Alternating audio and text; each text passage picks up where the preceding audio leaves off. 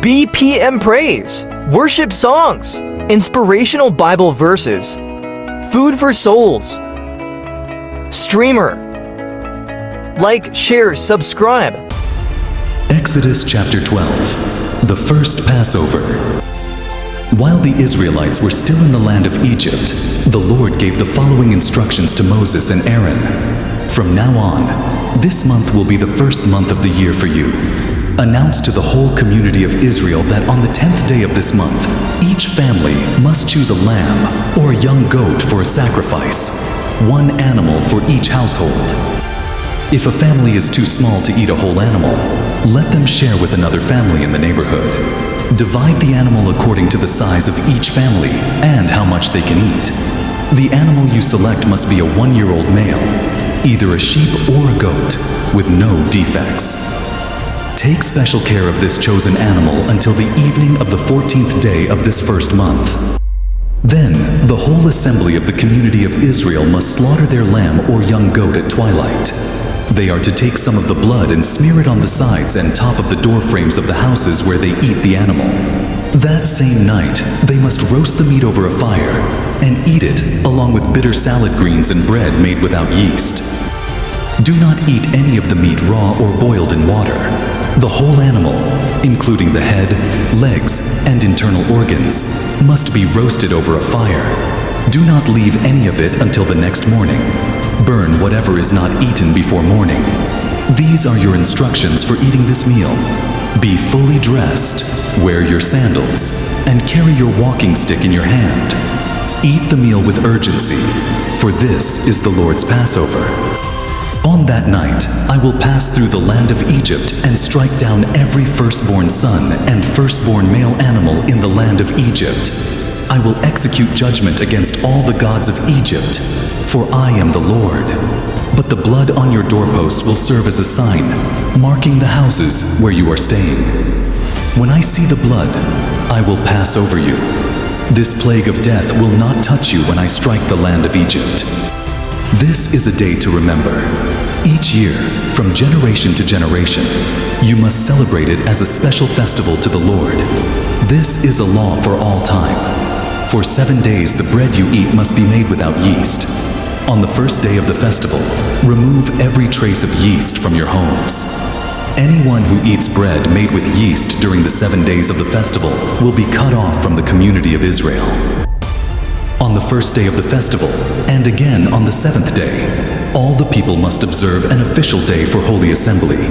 No work of any kind may be done on these days except in the preparation of food. Celebrate this festival of unleavened bread, for it will remind you that I brought your forces out of the land of Egypt on this very day. This festival will be a permanent law for you. Celebrate this day from generation to generation.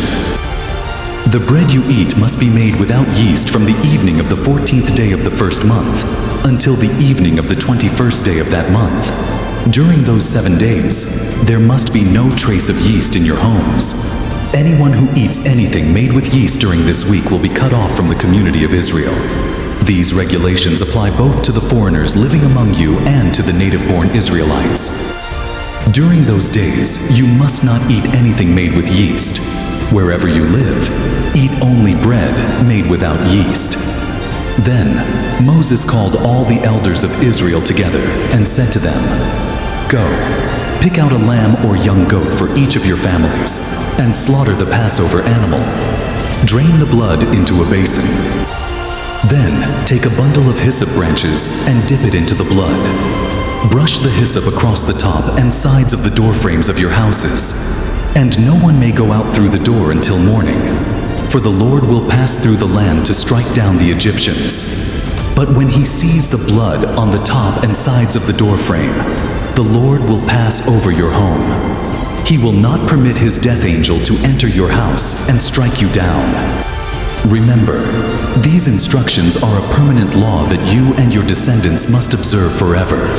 When you enter the land the Lord has promised to give you, you will continue to observe this ceremony.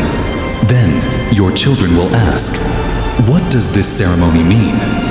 And you will reply, 'It is the Passover sacrifice to the Lord, for he passed over the houses of the Israelites in Egypt.' And though he struck the Egyptians, he spared our families. When Moses had finished speaking, all the people bowed down to the ground and worshipped. So the people of Israel did just as the Lord had commanded through Moses and Aaron.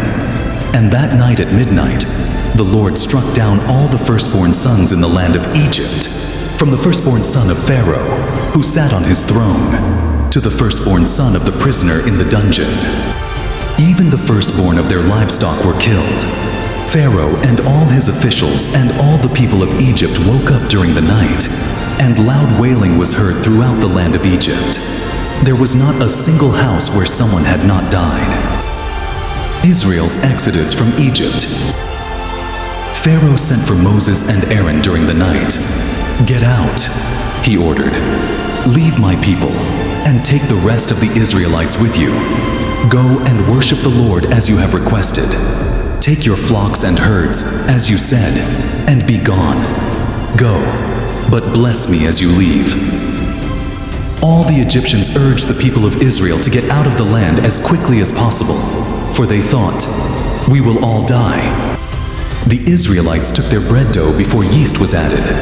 They wrapped their kneading boards in their cloaks and carried them on their shoulders.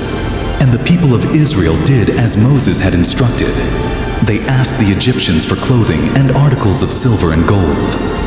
The Lord caused the Egyptians to look favorably on the Israelites, and they gave the Israelites whatever they asked for. So they stripped the Egyptians of their wealth.